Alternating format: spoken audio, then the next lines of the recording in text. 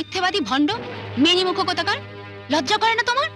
যাদের বাড়ি থাকছো খাচ্ছো তাদের সঙ্গে বেইমানি করছো। কি হয়েছে রে জয়ী? যাকে তোমরা বাড়িতে আশ্রয় দিয়েছো, দিন রাত চাকরের মতন কাজ করাও, জানো সে কত বড় গায়ক? কি বলছিস তুই? ছাগল যখন তোমাদের, তখন তাকে ঘাড়েই কাটো আর লেজেই কাটো, আমার বলার কি আছে? অভিদা, অলকা, তুমি চিনতে পেরেছো তাহলে? সেদিন তো প্রেসে আমাকে দেখে চিনতেই পারলে না। যাই হোক, তুমি আজ প্রেসে যাওনি কেন? শরীরটা একটু খারাপ, জ্বর মতো হয়েছে। কিন্তু তুমি আমার ঠিকানা পেলে কোত্থেকে? প্রেসের লোকেদের কাছ থেকে জোগাড় হয়ে গেল।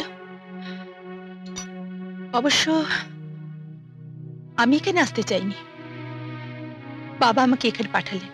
তোমার বাবা? হ্যাঁ, তোমার কাছে নাকি আমাদের পরিবারের অনেক ঋণ, তাই বাবা বলেছেন তার কিছুটা শোধ করতে চান।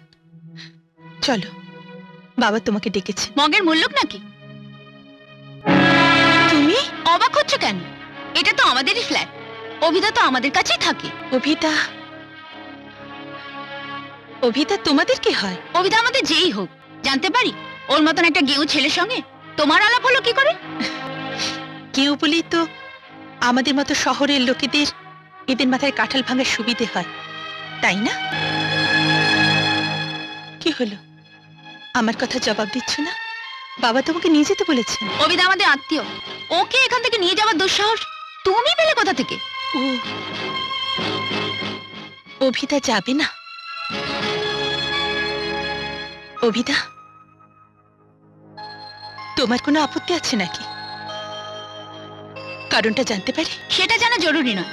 অভিদা যখন আমাদের কাছে থাকে, তখন ওর কোথাও যাওয়া না যাওয়া শুধু ওর একার নয়, আমাদের মতামতের ওপরও নির্ভর করছে।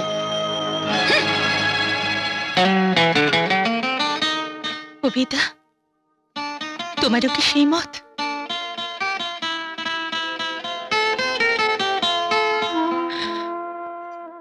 ও, যাবে না?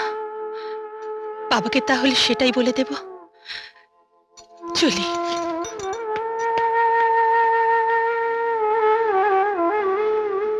গুনগুন করে মন রিমঝিম এই বর্ষা,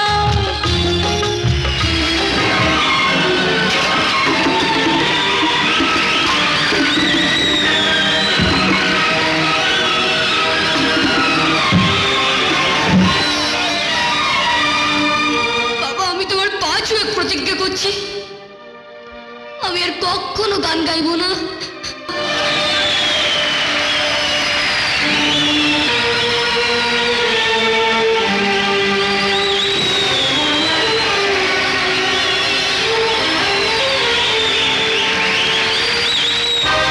আঘাতে আঘাতে আহত করোনা শিল্পী ও মনটাকে, শিল্পী ও মনটাকে। দিদি, অভিদা যে চলে গেল, তুই কিছু বললি না? তুই কিছু বললি না? তুমি? হ্যাঁ আমি। খুব যেন চমকে উঠলে মনে হচ্ছে। না মানে তোমার ফিরতে এত রাত হলো কেন? প্রেসে খুব কাজ ছিল বুঝি? মানে ওভারটাইম। মিথ্যেবাদী ভণ্ড মেনি মুখ কোথাকার, লজ্জা করে না তোমার? যাদের বাড়ি থাকছো খাচ্ছো তাদের সঙ্গে বেইমানি করছো। কি হয়েছে রে জয়ী? এত চেঁচামেচি করছিস কেন? কি করেছে অভি? সে কথা তোমার আদরের ভাগ্নেকেই জিজ্ঞাসা করো না। একটা ঠক জোচ্চোর। ওরে বাবা, কি হয়েছে সেটা বলবি তো? জানো ও আজ আমাদের কলেজ ফাংশনে কি করেছে? কলেজের ফাংশনে? অভি ওখানে গেল কি করে? ওই যে বড়লোকের আদরের দুলালি আদিক্ষেতা করে ওকে নিমন্ত্রণ করে নিয়ে গেছিল। কি আবল তাবল বকছিস তুই? আবল তাবল নয় মা, যাকে তোমরা বাড়িতে আশ্রয় দিয়েছো, দিন রাত চাকরের মতন কাজ করাও, জানো সে কত বড় গায়ক? কি বলছিস তুই?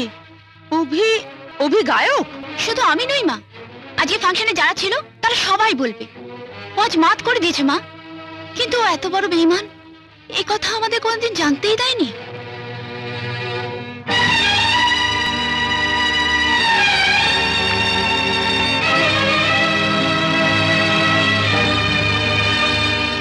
অভিদা, অভিদা, হ্যাঁ,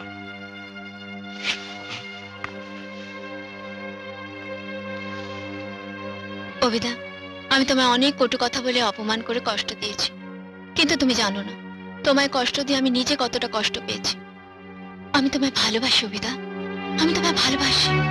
ছি জয়ন্তী, এইসব কথা ভাবা পাপ। পাপ? কিসের পাপ? জয়ন্তী, সম্পর্কে আমি তোমার দাদা আর তুমি আমার বোন। ও, সেই জন্য বুঝি ওই বড়লোকের মেয়েটাকে লজ্জার হাত থেকে বাঁচাতে তুমি স্টেজে উঠে গান গাইলে? এখন বুঝতে পারছি দুজনের সম্পর্কের জল অনেক দূর গড়িয়েছে, তাই আমাকে আর তোমার মনে ধরছে না। প্লিজ জয়ন্তী, প্লিজ, এসব কথা আমি শুনতে চাই না। শোনো অভিদা, ব্যাপারটা যখন আজ ফাঁস হয়েই গেছে, তখন একটা কথা তোমাকে স্পষ্ট করে বলে দিই। আমাদের বাড়িতে, আমাদের আশ্রয় থেকে তুমি আমারই শত্রুর সঙ্গে প্রেম করবে, তার ভালোবাসা হাবুডুবু খাবে, এ হতে পারে না। তা যদি তোমায় করতেই হয়, তাহলে এ বাড়ি ছেড়ে দিয়েই করতে হবে। মা, মা, ও মা, কি হলোটা কি? সাত সকালে এমন চেঁচামেচি শুরু করলি কেন? মা, অভিদা চলে গেছে। এই দেখো। চলে গেছে মানে? মামিমা, আমি চলে যাচ্ছি, আমার জন্য ভাববেন না, যেখানেই থাকি ভালোই থাকবো। আপনি আমার প্রণাম নেবেন, জয়ন্তীকে আমার ভালোবাসা দেবেন। অভি। বাহ, এ তো ভালোই হয়েছে, আপদ বিদায় হয়েছে। এ বাড়িতে থেকে করতো তো শুধু কানিকারি অন্ন ধ্বংস। কিন্তু ছেলেটা গেল কোথায়? এই দিদি, সেদিনকে অভিদা ফাংশনে এমন গান গেয়েছে না, সবাইকে একবার অবাক করে দিয়েছে, কি তাই না? হাই অলোকা, একে তো ঠিক চিনতে পারলাম না। তোমাদের বাড়ির নতুন কাজের লোক বুঝি? তাই এ বাড়িতে কাজের লোকের সঙ্গে মুখোমুখি সোফায় বসে গল্প করার রেওয়াজ আছে, এটা তো জানতাম না।